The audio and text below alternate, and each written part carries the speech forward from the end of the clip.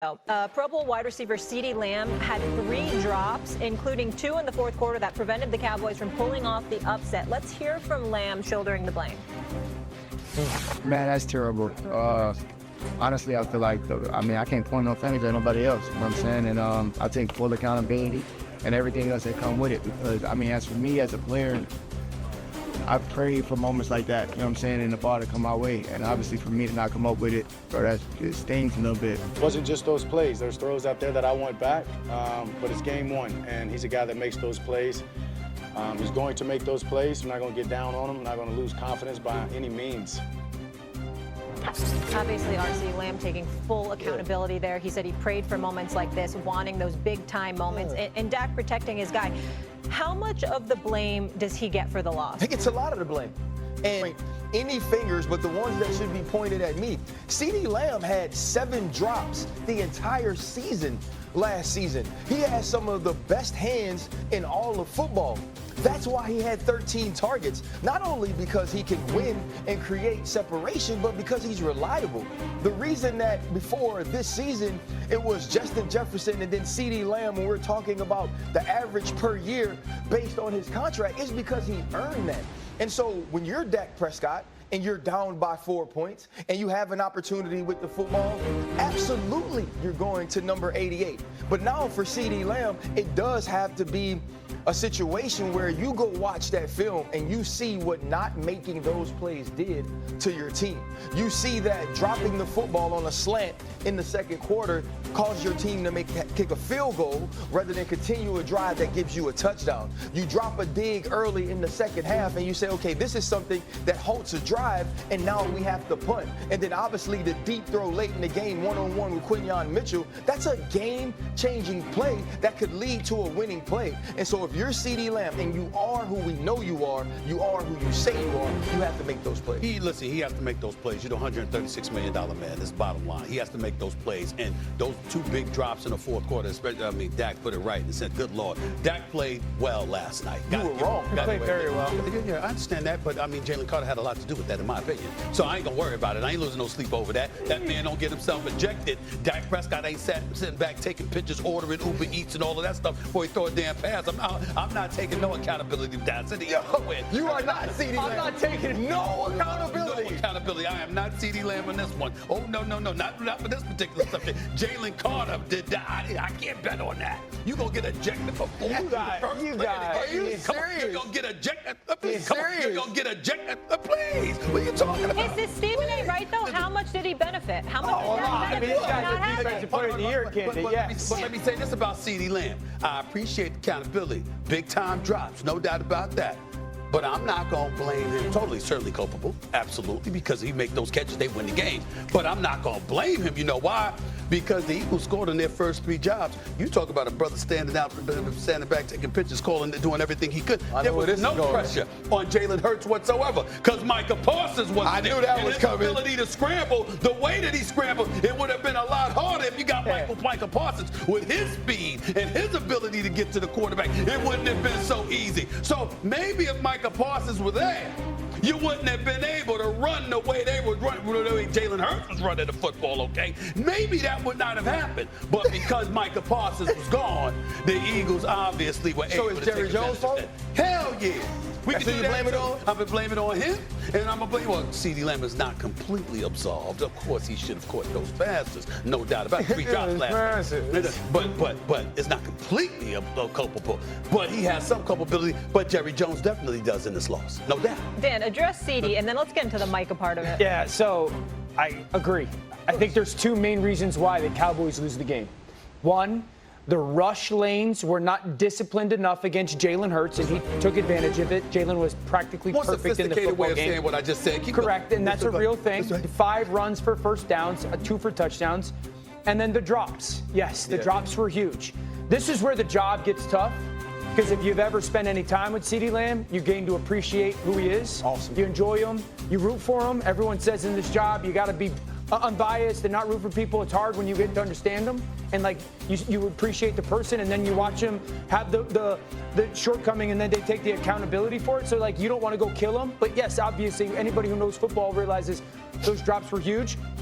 And You know, I was watching something this past week where Nick Saban was telling a story about it was his first time coaching lesson, and he was talking about when he was a young high school quarterback, and they came over late into a football game, and they called timeout, and the coach was like, "What do you want to do?" He's like, "I don't know. I got an all-state receiver, all-state running back." He was like, "Best players over plays." And I think the Dallas Cowboys did that last night in those situations. And if you're Dak Prescott, you're sitting there going, "I'm gonna throw it to him again." Yep. And CeeDee Lamb will go make the catch again. I think Stephen A. That's the takeaway. Miles RC is like, you beat yourselves if you're Dallas. Yeah. And so that's where the line you walk is frustrated as all get out, because the drops are a huge part and Miles Sanders' fumbles a huge part. And so you had them, but then at the same time, you're encouraged because you did do things in that football game that make you go, we could be a good football team this year. But what about the Micah piece? What if Micah was coulda, shoulda, woulda? Would they have won the game? I think they win the game with Micah Parsons, yes. I do. Because I don't think he runs the way he did. To happen, Listen, Jordan Mailata said it himself. Listen, I love being on the air with these brothers, but you know, as RC has elevated, because you know he pivots well. As he has elevated, you know, it's kind of hard for him to just sit up there. Stephen A. was right. I mean, I got no problem. He's absolutely right. You're right. And by the way, CeeDee Lamb's a great guy. Great guy. You understand? And a great receiver. And a great receiver who, by the way, is going to make up for this. Last night was an indication that as things change, they remain the same. Something will go wrong. Just be patient. Wait for it. They won't let you down. That's what they did last night, yet again. So let me tell you this. This was my pregame last night because I was at the game last night. I was at the game on the sideline with David Mulligetta. That's right. Actually, right? And then Stephen Jones walks over to me, and driving down there, I was thinking to myself, the Jones family just doesn't care. They absolutely love this man, right? And there is nobody in the world that talks about the Dallas Cowboys, the Jones family, as much as this dude. Yeah. And I'm saying to myself, like, they just don't care. Stephen Jones walks over to me on the sideline, hugs me, is laughing, and goes, "Boy, you've been killing me. But I don't care. I love you." There you go. Gives me a hug because they truly are operating in a world where they're doing what's best for the Dallas Cowboys. Right. The Jones family, even in looking at last night's game and seeing that Jalen Hurts, the runs he made, he wasn't making somebody miss in the backfield. He had actually surveyed the entire field. He had realized that no one was open. He still had no pressure. He just had to run because he had been back there for 6 seconds. That is where Micah Parsons comes in. Matt Eberflus actually did a good job as the coordinator, because you know what normally happens when A.J. Brown can't get a target until late in the fourth quarter? When Devontae Smith only has 3 catches, you have sacks and you have turnovers and you make plays. But a lot of times, for the last 4 years, those plays came from number 11. It was a glaring difference in winning one-on-ones and making plays. So Lane Johnson told me this in the training camp. He said, you know what? I don't worry about Jerry Jones. I worry about Micah Parsons. And in this case, Jerry Jones took away that worry for them. So in other words, Stephen A. was right. But you weren't, because you said Dak was going to throw 2 picks. You did. You did. I did say it. The Eagles not dropped 3 interceptions. Did they not drop 3 interceptions? But I have a question. Go ahead. Do you not do this? Oh, I have the tape, guys. I watched it. I have the film. I got the film. It's going to be close. But Dak Prescott going to turn it over 2 times. You got me. But I still asked you a question, Pivot Man.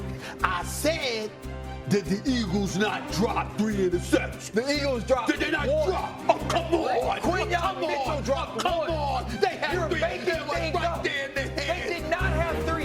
It was 1. Quinyon Mitchell on the sideline. You going to agree with that? I don't think C3 dropped interceptions. They weren't 3. It was 1. I think there's a couple bang plays, but that's part of the game. You're talking about CeeDee Lamb dropped the ball. That's part of the game. Come on. The ball bounces off CeeDee Lamb's chest. Yeah, that's not Dak Prescott's fault. There's a drop touchdown or two as well. Ferguson drops a touchdown, and Blankenship hits him. That's not a Dak Prescott's fault. Let me encapsulate the Micah thing, though. I know I defer to them. They ganging up on me, but they know it's at least now you know. You had it. Now you know what it's like to go from Martin. Yeah.